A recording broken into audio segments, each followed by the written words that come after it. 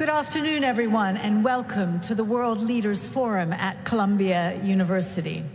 I wanted to start by just recognizing the co-sponsors of this event, Columbia's Center on the Global Economy and Governments and the Harriman Institute. And I also want to acknowledge our moderator, Alexander Cooley, former director of the Harriman Institute and vice provost for academic centers and libraries at Barnard College, and he'll be joining us on the stage momentarily. Most importantly, I want to welcome our honored guest, President Klaus Iohannis of Romania and his delegation who are with us here today. We are so delighted to have you here. Before I start, by introducing the President, I wanted to say a few words about Columbia's proud ties to Romania. They include the Nicolae Iorga Visiting Professorship of Romanian Language, created with the support of the Romanian government and named after the famous politician and scholar. And let me turn now to introducing President Iohannis. He got his start as a teacher of physics before moving into the world of politics in the wake of the Romanian Revolution in 1989. He went on to serve as mayor of his hometown, Sibiu, for 4 terms and was elected first vice president and then president of the National Liberal Party. In November 2014, he was elected president of Romania. He then ran for re-election successfully and won again in 2019. The president has focused his attention locally on education, infrastructure, and economic growth. And he's prioritized rooting out corruption, ensuring respect for the rule of law, protecting the independence of the judiciary, and strengthening trust in state institutions. Beyond Romania, he's looked to elevate the country's role as a member of the European Union and NATO, with an eye particularly toward the ongoing war in Ukraine. The President is here today to speak about the Romanian perspective on the war against Ukraine and its impact on Black Sea security. As a nation that shares a long and significant border with Ukraine, Romania has played a prominent role in the conflict and the efforts to get the nation the international aid that it needs. I'm sure you're all eager to hear from him, so without any further delay, please join me in welcoming him to the podium, the President of Romania.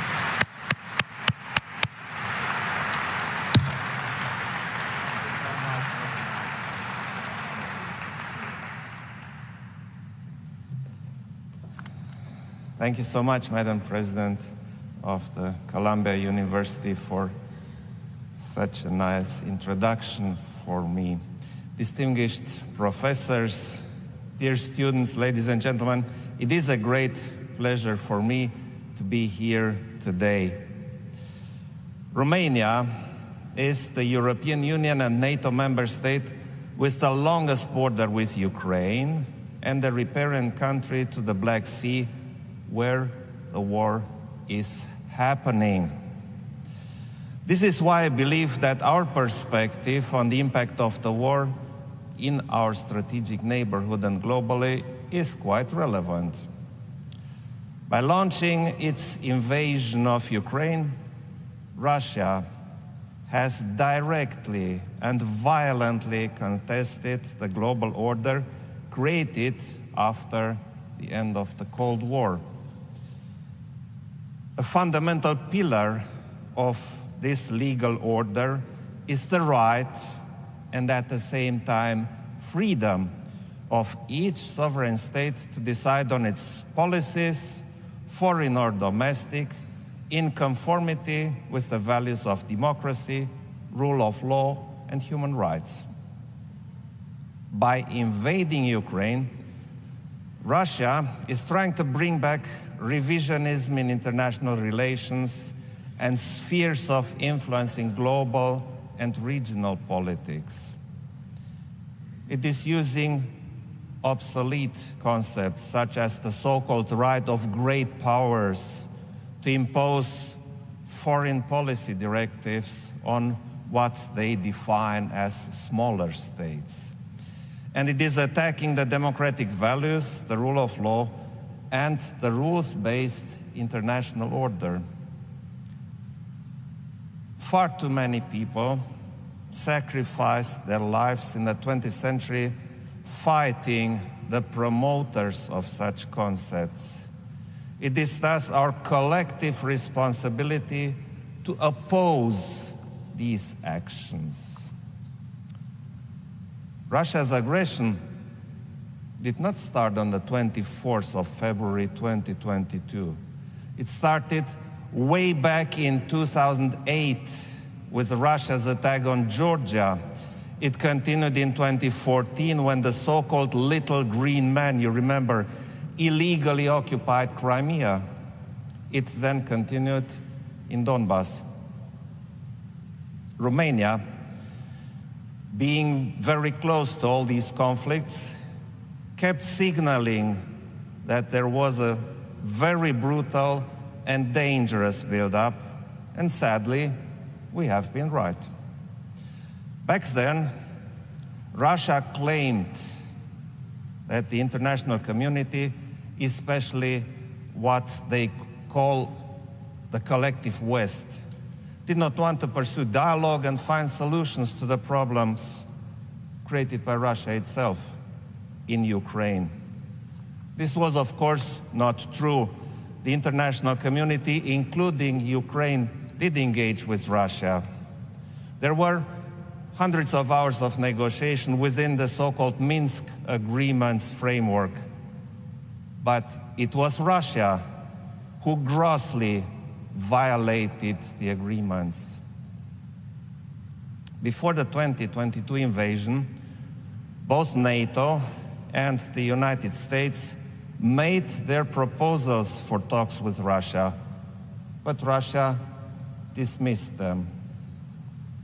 Hence, Russia showed that when it says it wants to negotiate, it wants to buy itself time to prepare for the next aggression. This is why, when we discuss how the current war in Ukraine could end, there should be no return to a new Minsk agreement type of framework. We must avoid creating another frozen or protracted conflict in the Black Sea region. Only Russia will benefit from such an arrangement. Romania has been arguing for a long time in favor of preventing and solving the so-called protracted or frozen conflicts in this area. As I mentioned many times, the war against Ukraine taught us that in such context, the absence of war does not mean peace. Ironically, as a direct consequence of Russia's irresponsible and illegal actions, we have achieved incredible results globally. Because we were forced to take bold action faster and in a more determined way, Ukraine and the Republic of Moldova were granted EU candidacy status and are preparing for accession negotiations. We drastically reduced the energy dependence on Russia. Finland became a NATO ally, and I'm confident that Sweden will accede soon. Ukraine itself is now closer politically and practically to the alliance. NATO took historic decisions to reinforce defense and deterrence on the eastern flank and at the Black Sea. The Black Sea was irrevocably deemed as a region of strategic importance for the Euro-Atlantic security because everybody understood that what happens in the Black Sea would not stay in the Black Sea. How could all this happen?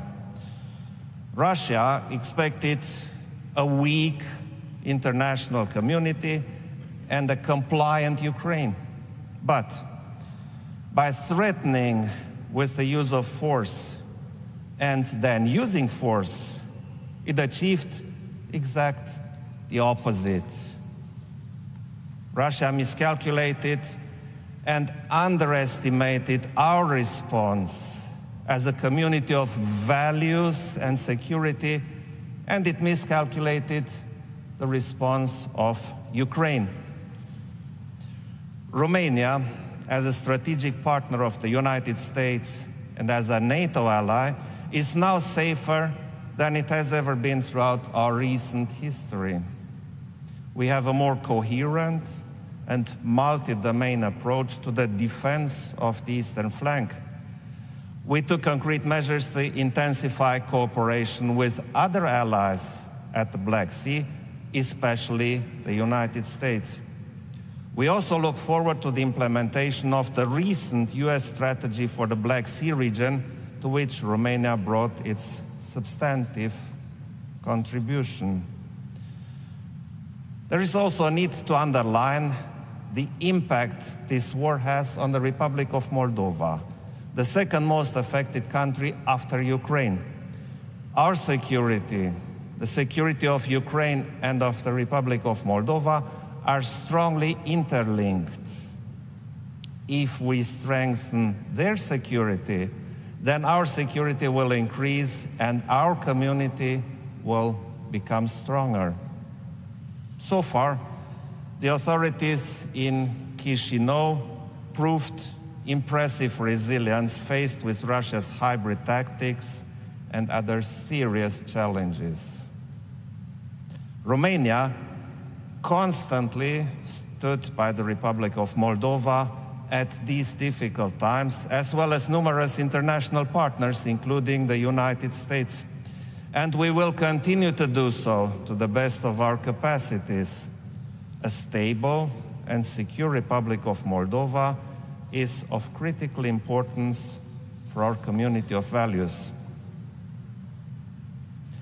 Ladies and gentlemen, one thing is clear. For the security of all of us, Ukraine must win. But what kind of endgame can Ukraine and the international community accept? For this, I believe there are a few sine qua non conditions. First, there is no peace without fully guaranteeing and restoring Ukraine's full independence, territorial integrity, and sovereignty. We should work together in order to give Ukraine assurances that the long-lasting peace will not be broken by another Russian aggression. This is why Romania has joined the G7 declaration of support for Ukraine.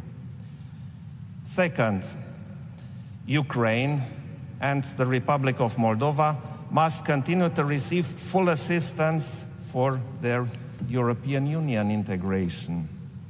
We know from our own experience that the European Union integration is a truly transformative process, fostering democratization, economic development, stability, and security. A swift decision on opening accession negotiations with both countries is a must. Third, there can be no peace without justice. The aggressor must pay the price for its aggression based on international law. All those who committed horrible crimes in Ukraine and against Ukraine must be brought to justice. All like-minded countries agree that we need to continue to support Ukraine in its fight against Russia. However, the way out of the war and into the peace will be a new test for the international community. There are international actors already closely monitoring our unity and determination. Simply put, we cannot afford to be weak, divided, and incoherent in our response. We must defend the rules-based international order and our community of values and security. We must defend democracy and reject tyranny. We must defend diplomacy and dialogue and reject the use of force in international relations. Thank you. Looking forward to our debate.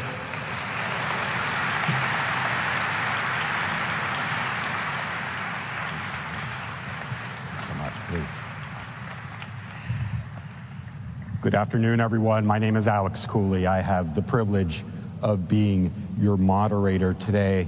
The format is as follows. We will engage in a bit of discussion touching upon some of the points the President brought up in his opening remarks, and then we will move into a Q&A portion where you will have the opportunity to ask questions at the microphones. So let's go right at it, President Iohannis. So this is UNGA week, and certainly what we've seen in Ukraine is a very unified response by the West.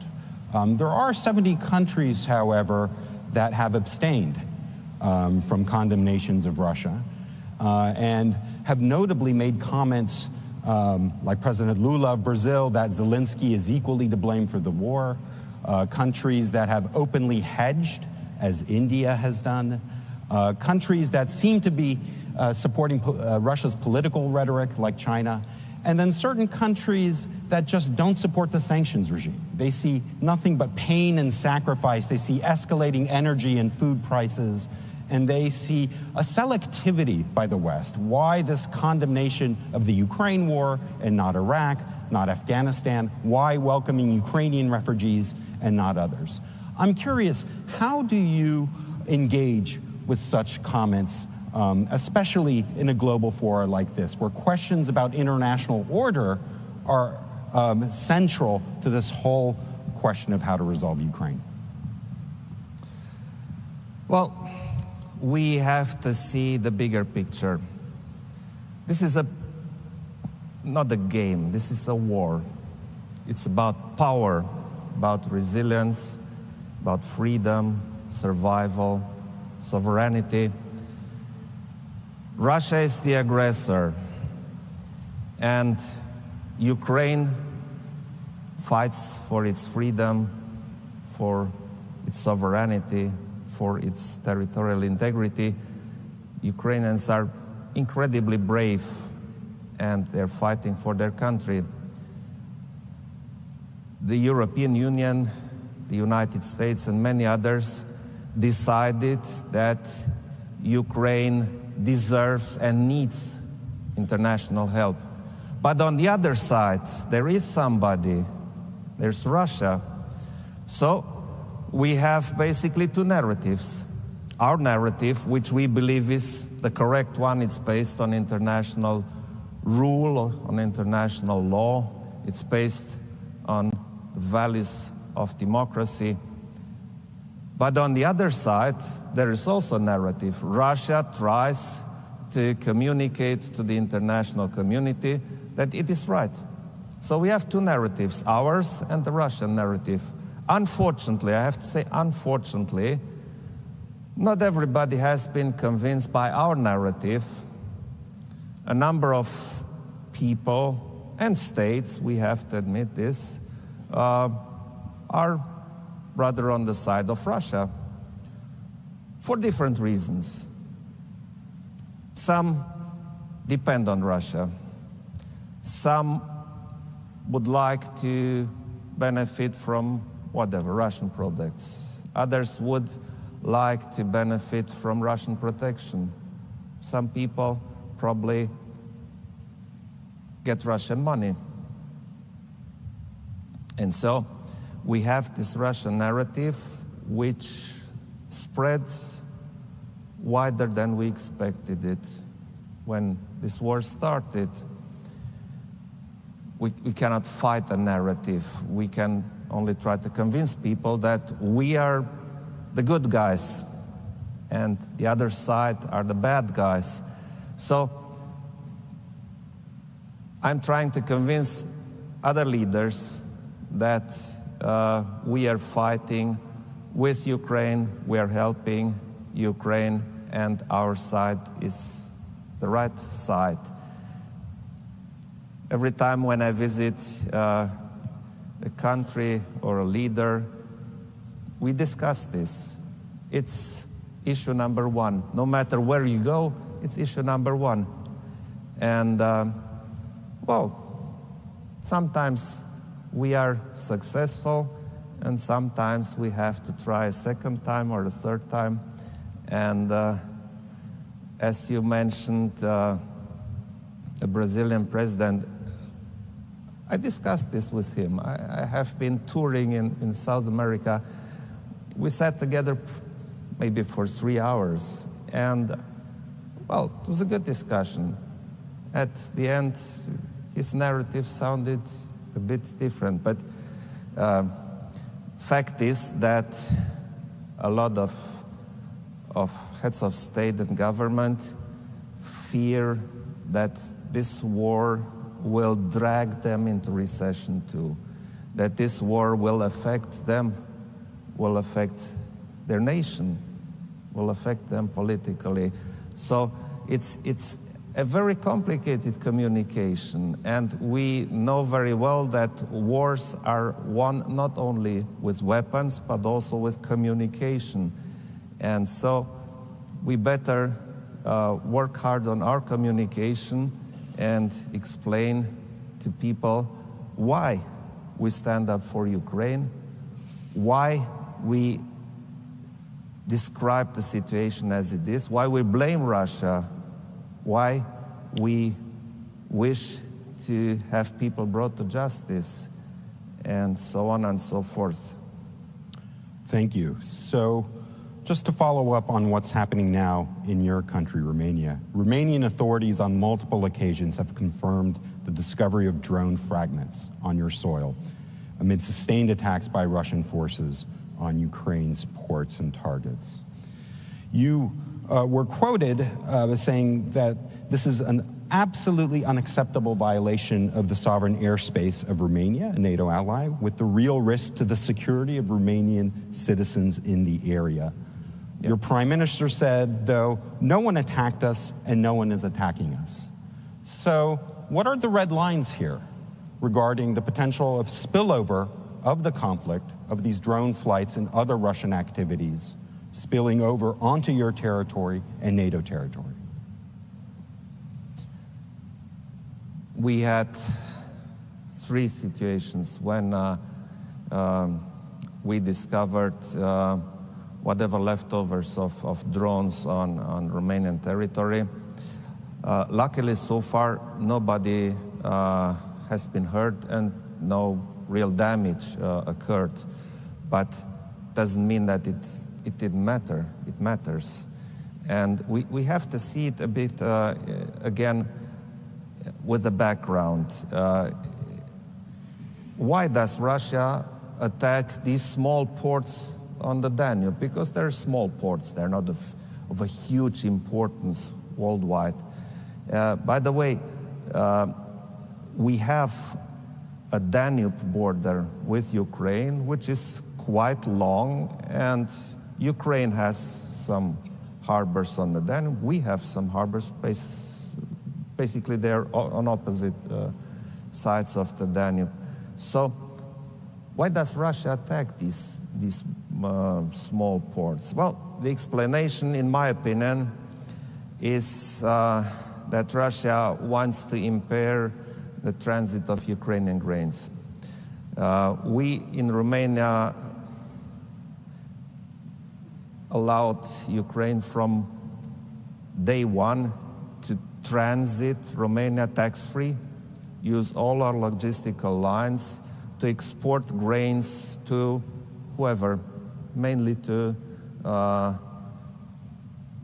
less developed countries in the so-called global south. And they're exporting quite a lot.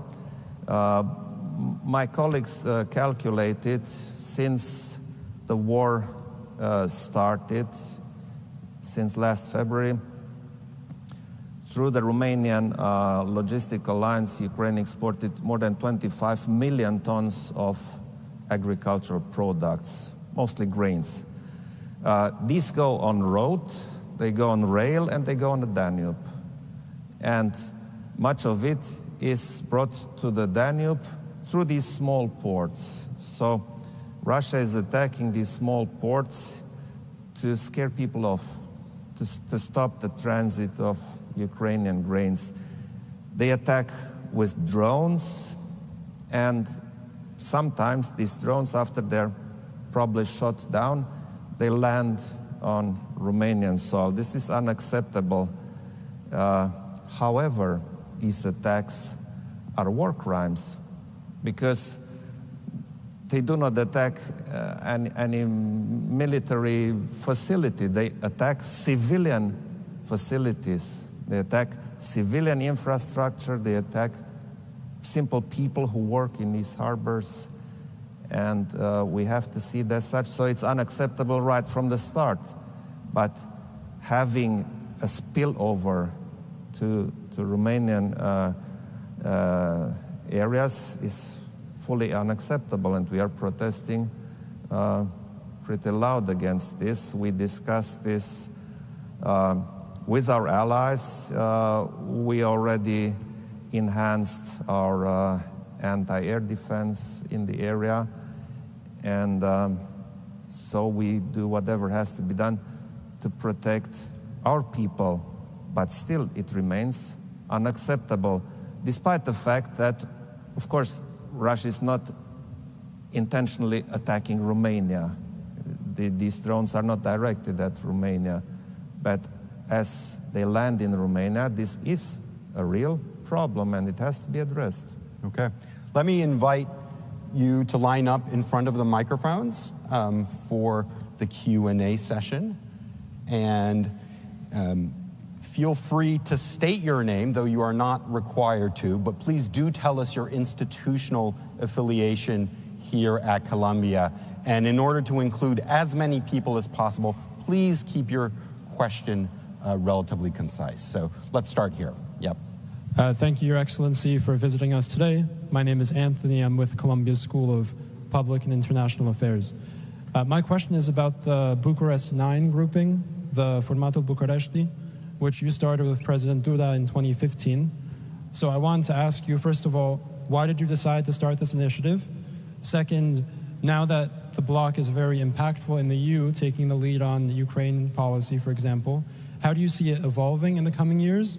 And do you see a tension between the B9 group and the broader EU in the future? Thank you. Thank you. Let me start with the last part. Not only there is no tension with the rest of the group, there's a synergy. We work very well together, and the format is praised as a format which brings real solutions. Why we created it? Well, when the Polish President Andrzej Duda and myself discussed on one occasion preparing for the NATO summit, which then took place in Poland, in Warsaw, we thought that it might be of importance for the former East Bloc states to have discussions before that, because we have specific issues. We have, for instance, the issue of the eastern flank. It's us on the eastern flank. And when we started these discussions back in 2015, the term eastern flank existed, but defense and deterrence was okay, but not super strong. And we thought this has to change, and we changed it because we convinced the other allies that defense and mostly deterrence has to be way stronger, because Russia understands only one language: power. They don't care about the rest. They just use it. So we did this. It evolved very well, and we managed something else. In the NATO documents, the Black Sea was mentioned as a matter of fact. And guess what? This war and the war against Georgia happened in the Black Sea region, nowhere else. So there has to be a strong focus on the Black Sea region. We discussed this first in B9 and then with the other allies, and now we see the result. Not the war, that's the Russian result. We see our result. Black Sea area is considered of strategic importance for the Euro-Atlantic security. We have contingency plans, we have defense, we have deterrence. So it's a format which proved its value and is fully accepted by all the allies. Yeah. Thank you. Let's go over here for the next question, please. Good afternoon, Mr. President. My name is Parizada. I'm from Uzbekistan, and I'm a freshman in CC.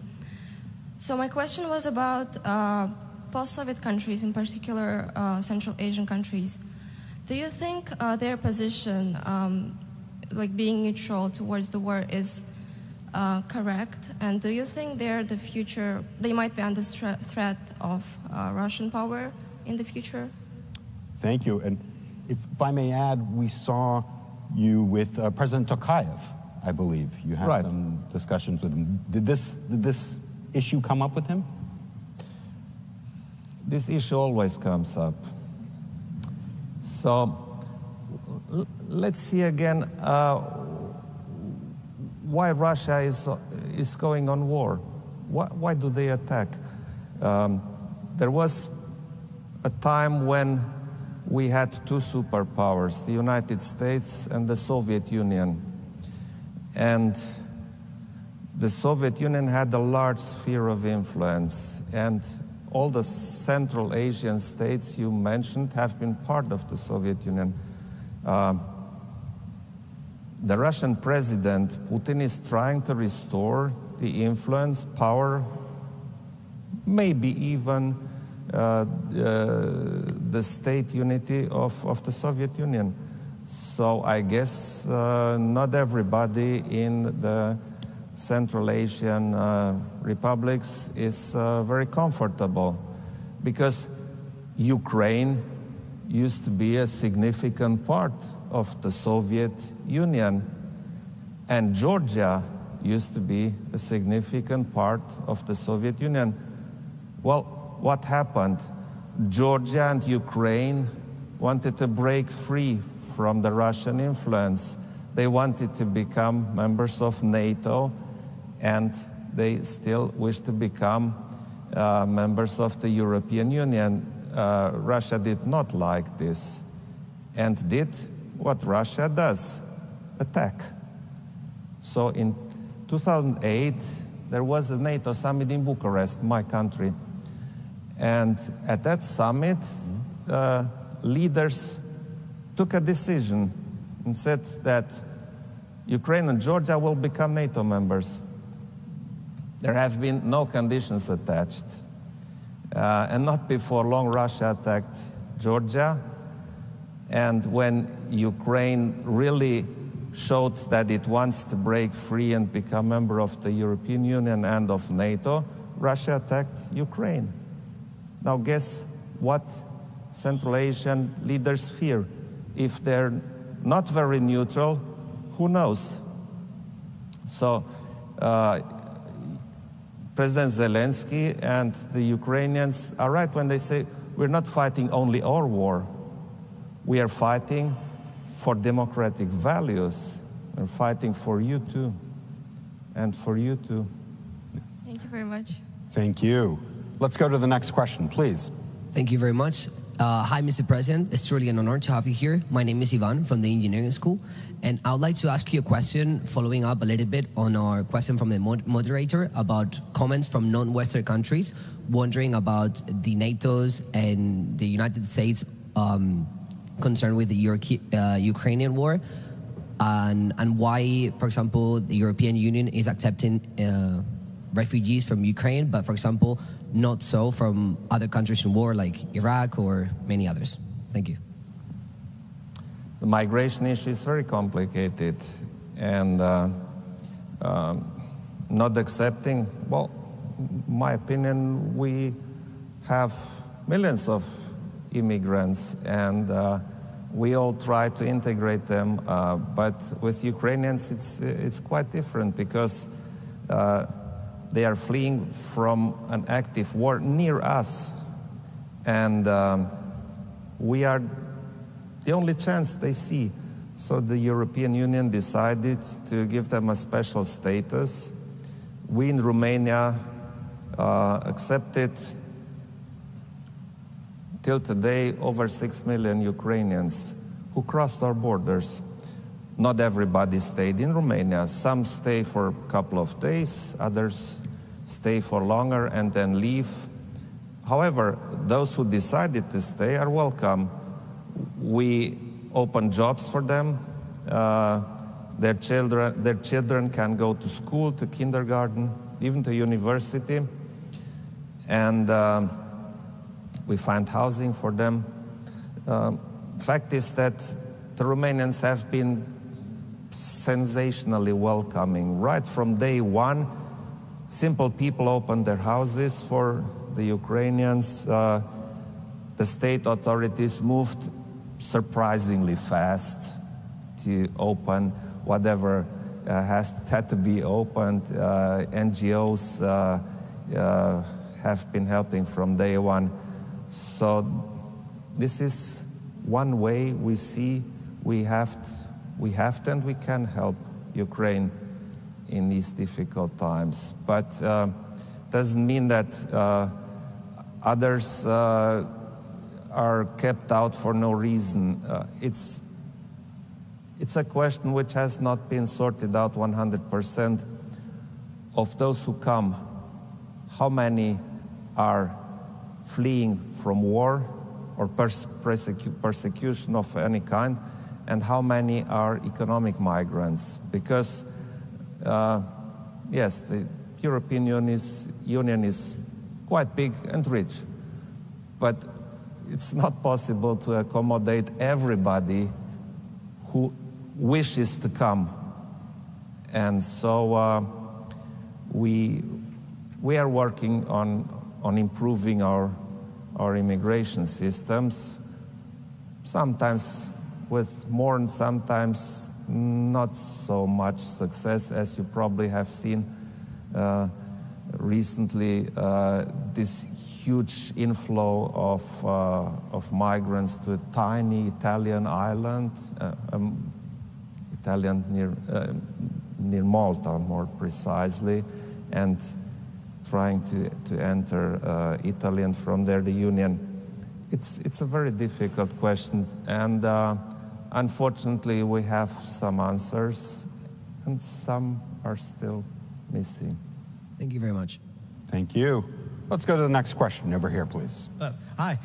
Thank you so much for coming. My name is Edward Lopez. I'm from the Columbia School of Journalism.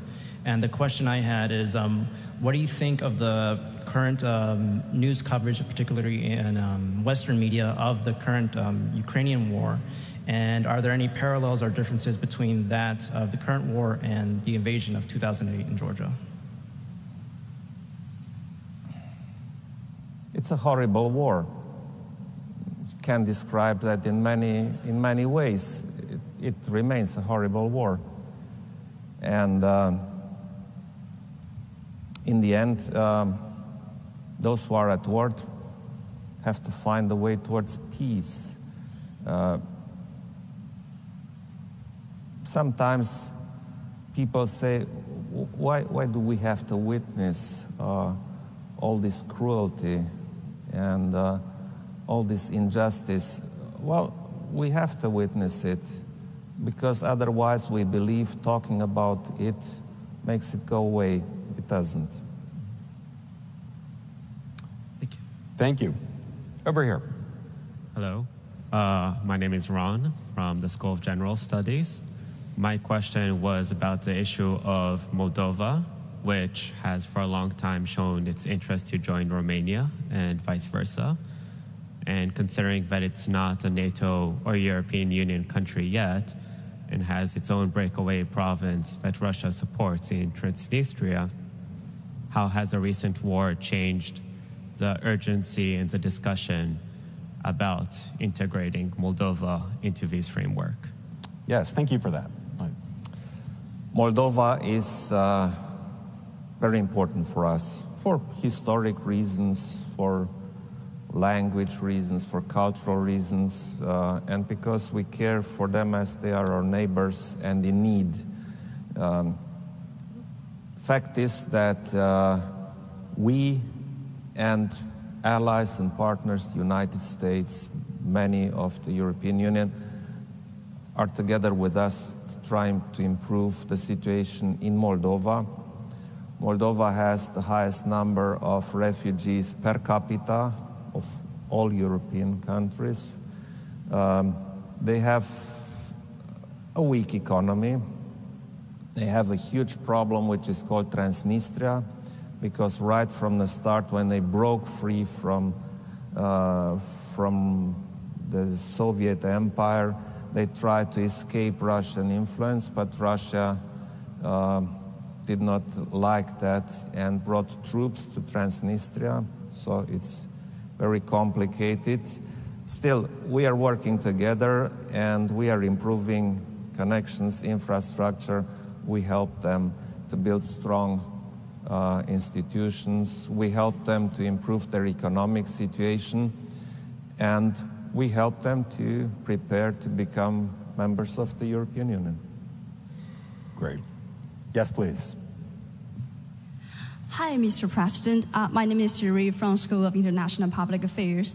Since Romania shares the border with Ukraine, so I was wondering if something negative is going to happen on the border, then how do you think people's attitude towards this conflict is going to change, and how Romania is going to balance the your firm's approach to Ukraine with its internal and domestic security? Thank you. It's a very complicated issue you touched upon, because if we go deeper into it, it's something called war fatigue. And it shows in Europe. More and more people ask, well, why do we have to support Ukraine? Because it impacts our economy. It impacts our well-being, and who knows, maybe it impacts our security. Well, guess what? We, the leaders, are responsible to explain why we support Ukraine, why it is vital for us to support Ukraine. And you know what? Most people understand it. It's just some extremist parties who try to change the attitude. There's talk that even some of these parties are under Russian influence. And so Russia obviously tries to spread its narrative through whatever hybrid actions is it called. And yes, people are scared. For instance, the area you mentioned, where drones fell on Romanian territory. Well, guess what? People are scared. I mean, really scared. If you live in a village and a mile near your village, a Russian drone comes down and explodes, of course you ask yourself, well, maybe the next one falls on my house. So this is one issue, and we are doing whatever we can to protect our people. But despite the fear, they understand very well why we have to support Ukraine, because they see the bombing on the other side of the Danube. And if we just sit and do nothing, who knows, maybe it comes to us too. So we'd better do something. Yeah, thank you. Great, thank you. Over here, please. Hi, my name is Adina Kazaku. I am a student at Columbia College. And Mr. President, you focused on diplomatic relations and how other actors have strengthened Romania's security. Yet there exist internal infrastructural threats to national security, despite your aims to make progress on these issues. So, for example, a higher education system that does not make global rankings, hospitals that have recently failed to administer effective prenatal care, and politicians that claim academic titles based on plagiarized theses. How do you see these issues in relation to Romania's national security and, more generally, security in the Black Sea? And what actions do you plan to take in the last stretch of your presidency to address these issues? Well, if there's one country where all politicians are honest, There's no corruption. All the hospitals function 100% and so on. Please tell me which one. But of course, there's a different degree. You're right. The most well-ranking universities are in the United States of America. But there's a competitor coming up. Who knows? Fact is that Romania evolved very much over the last years. But that doesn't mean that in 30 years we managed to overcome all the systemic failures and issues we inherited from the other regime. I myself know both regimes. Half of my life I spent in communist Romania and the other half in democratic Romania, and to everybody's surprise, even to my own, I became president of this Romania. And we are working hard on it, but we still have a lot to do. But our security is better than it ever was. Being a strong NATO ally is something which I would define in the following way. When Romania became a NATO member, it was back in 2004, we have been a country which needed protection from others. Our economy was not so strong, the systemic problems had not been sorted out, the economy was so-and-so. Now as we speak, Romania is a provider of regional security, and our own security is well taken care of. But the other problems, some of the other problems still has to be sorted out. Thank you. Yes, please. Good afternoon, Mr. President. My name is Adrian Esteban Gonzalez. I am a student at Columbia College studying Caribbean Latino Studies, Economics, and Computer Science. So this morning, Republican Majority Taylor Greene tweeted, "Americans are suffering in Lahaina, East Palestine, and now Eagle Pass has issued an emergency declaration because thousands of migrants from all over the world invaded their border town. We are 33 trillion in debt. The only thing US leaders should be talking with Zelensky about is a permanent ceasefire and ending the war, not writing him a check to continue grinding Ukraine to a bloody stump." So my question would be, we mentioned how important it is to continue to provide aid at the border for the security of Romania and us, the East. What would you recommend to Majority Taylor Greene or the Biden administration to do? Would it be to send American troops to the border, continue economic funding, or a ceasefire from Russia? Well, even if I had some ideas, I would not tell them, because this is not diplomatic use. As president of a country, it's not my thing to tell other leaders what to do. This not telling is something called sovereignty. Each nation has its own way to deal with domestic and foreign issues, and we'd better not mix things up. But on the other hand, I know there are a lot of people worldwide. I'm not speaking about specific members or communities who say, well, why don't they just stop? And then we'll see. Well, guess what? My opinion, and this I can tell because it's my opinion, the only ones who can have a say how they will accept peace for their country are the Ukrainians. So I would refrain from telling them what to do, because they are dying for their freedom, not us. We can have opinions, and in the best scenario, we can help them, but we should not try to be smarter than those who die for their country. Thank you. Thank you. Yes.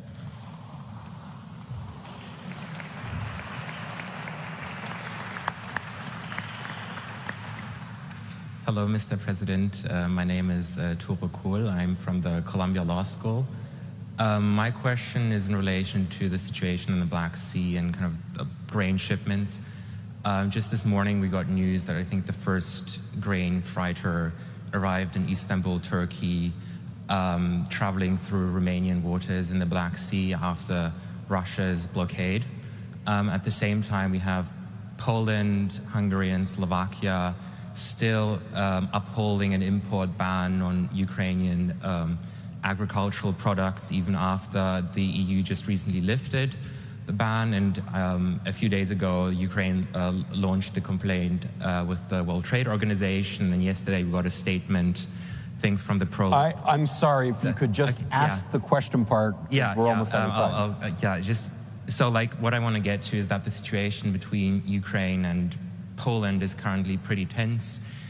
Poland has, made a comment that it might stop weapons deliveries to Ukraine. So my question to you is like, where does Romania see itself in perhaps mediating kind of the current tense situation between Poland and Ukraine and keeping together the united front in Europe? Yeah, perfect. Thank you. Well, my hope is that they will find a new modus vivendi without tensions, but that's more their problem than mine. My problem is the grain transit, and I can tell you simply, I sorted it out. Yesterday, we had a very good meeting, President Zelensky, President von der Leyen, the Bulgarian Vice Prime Minister, and myself, and we sorted it out. That's it. That's how I believe we have to tackle issues, because if you introduce conditionalities on the help for Ukraine because of domestic political issues, usually they're called elections, it's not a good way. And yes, we opened our national waters in the Black Sea for Ukrainian ships, and now they're not going straight through the Black Sea, they're coming through our waters. That's fine. So we're adding a new dimension. Till now we had road, rail, Danube, now we have Black Sea too. And if it's necessary, we will even improve that. Now as we speak, our logistical capacity for Ukrainian products, mostly grain, is 2 and 2.5, let's say, optimistically, million tons per month. Our ambition is by the end of this year to reach 4 million tons per month. That's it. That's how we treat it. Thank you. Great. So I am afraid we are at time. President Iohannis, thank you so much for joining us for the World Leaders Forum. On behalf of President Shafiq, the entire Columbia community, we hope you will come again. Thank you.